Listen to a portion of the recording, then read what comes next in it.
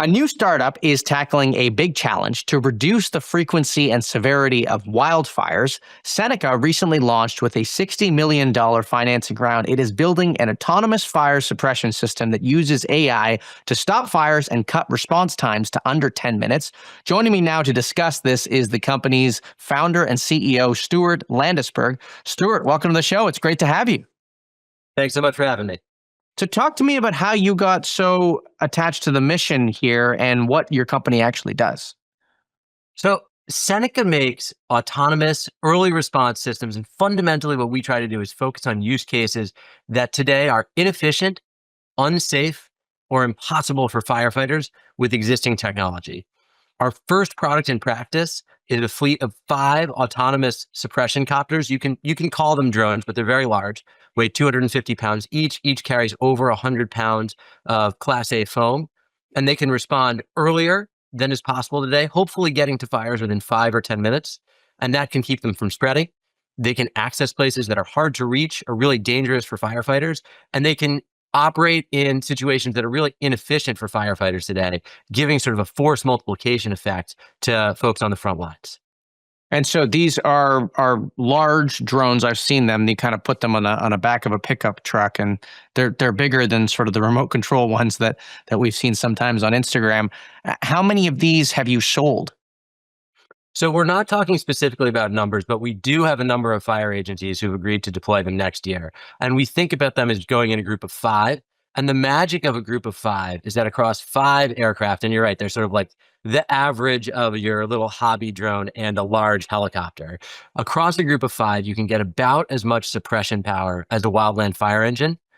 And there's something too, if you can get that there in the first 5 to 10 minutes post detection, our modeling shows that you can stop even a 95% risk fire, or at least give the ground troops enough time to get there to prevent real devastation. So if we're not talking about how many have you sold, then how many agencies are using it? Just give me a sense of scale. Who are the customers?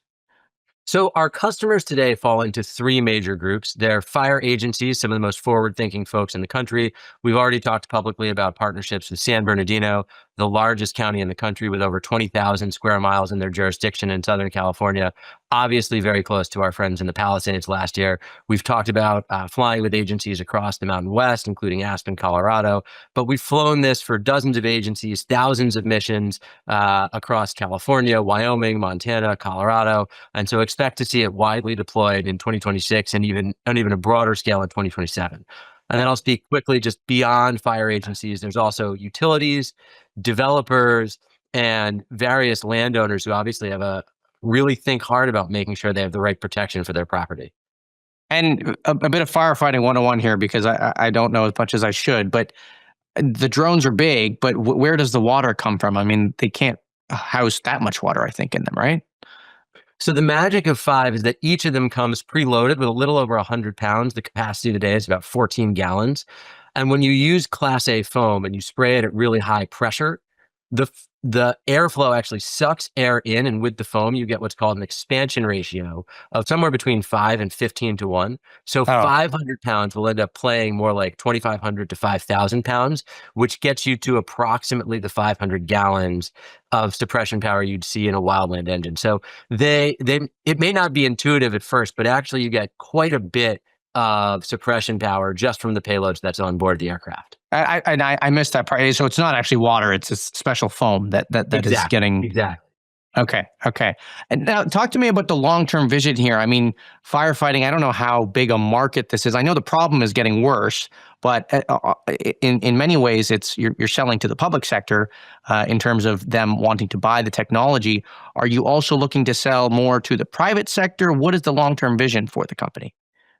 So there are lots of stakeholders who care about this, right? Obviously, we've seen utilities. For many of them, this is an existential risk, stopping fire danger. But you also see everything from timber farmers to major developers who have got properties, high value properties in the wildland urban interface. But if you look at the long term, fundamentally, if we can't stop homes from burning down as a result of wildfire across the American West, we are going to lose home insurance across the American West, right? We're not going to socialize with the FAIR Plan and other things, the losses from wildfire. So we have to stop this problem. And so when I look out over the long term, I think of this as something that every single community in a high risk place, which Right. unfortunately much of the Western United States needs to be taking a proactive look at, because it is only a matter of time before we all start losing our insurance, which means we're going to start losing our mortgages, which is going to threaten the American way of life across half our country. So we look at this as an existential crisis for the American West, and one that technology can play a real role in solving. So it's exciting and passionate, and we're grateful to have terrific partners across public and private sectors.